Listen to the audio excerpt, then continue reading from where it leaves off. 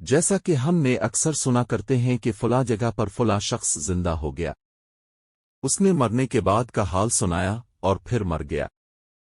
اسی قسم کا عذاب قبر سے متعلق ایک واقعہ گلگت میں پیش آیا، جس کے بارے میں بتاتے ہیں کہ ایک شخص قبرستان کے پاس سے گزر رہا تھا کہ اس نے کسی قبر سے یہ آواز سنی کہ مجھے نکالو، میں زندہ ہوں۔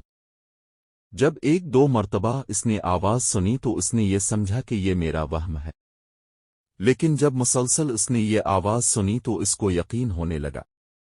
چنانچہ قریب میں ایک بستی تھی، وہ شخص اس میں آیا اور لوگوں کو اس آواز کے بارے میں بتا کر کہا کہ تم بھی چلو اور اس آواز کو سنو۔ چنانچہ کچھ لوگ اس کے ساتھ آئے، انہوں نے بھی یہی آواز سنی اور سب نے یقین کر لیا کہ واقعی یہ آواز قبر سے آ رہی ہے۔ اب یقین ہونے کے بعد ان لوگوں کو مسئلہ پوچھنے کی فکر ہوئی کہ پہلے علماء سے یہ مسئلہ معلوم کرو کہ قبر کھولنا جائز ہے یا نہیں۔ چنانچہ وہ لوگ محلے کی مسجد کے امام صاحب کے پاس گئے اور ان سے کہا کہ اس طرح قبر سے آواز آ رہی ہے اور میت یہ کہہ رہی ہے کہ مجھے قبر سے باہر نکالو، میں زندہ ہوں۔ اس پر امام صاحب نے فرمایا اگر تمہیں اس کے زندہ ہونے کا یقین ہو گیا ہے تو قبر کو کھول لو اور اس کو باہر نکال لو۔ چنانچہ یہ لوگ ہمت کر کے قبرستان گئے اور جا کر قبر کھولی۔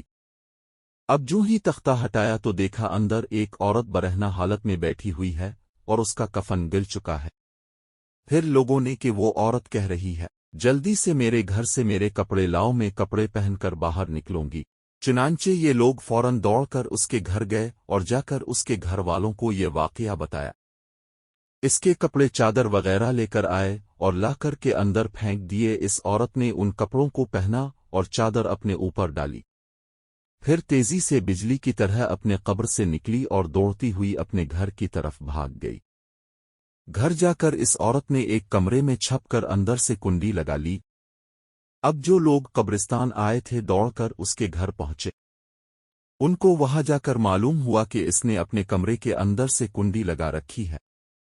ان لوگوں نے دستک دی کہ کنڈی کھولو۔ اندر سے اس عورت نے جواب دیا میں کنڈی تو کھول دوں گی لیکن کمرے کے اندر وہ شخص داخل ہو جس کے اندر مجھے دیکھنے کی تاب ہو، اس لیے کہ اس وقت میری حالت ایسی ہے کہ ہر آدمی مجھے دیکھ کر برداشت نہیں کر سکے گا۔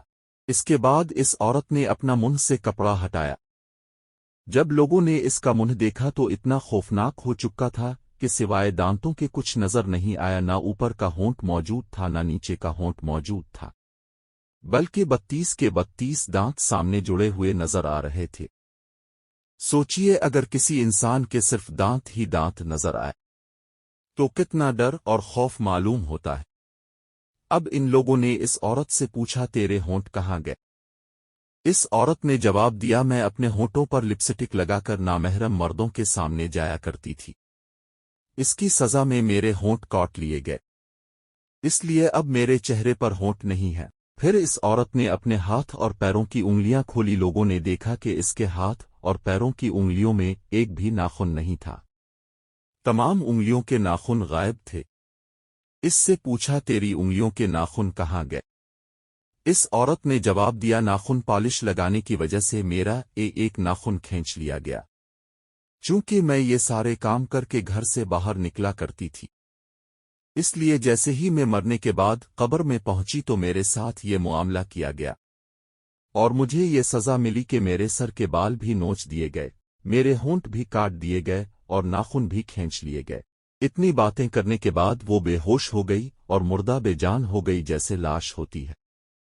چنانچہ ان لوگوں نے دوبارہ اس کو قبرستان میں پہنچا دیا۔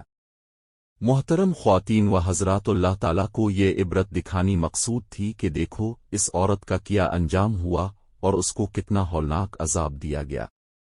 بے پردہ خواتین اس واقعے سے عبرت لے اور ان گناہوں سے توبہ کرے جس کی سزا بروز قیامت بہت سخت ہے۔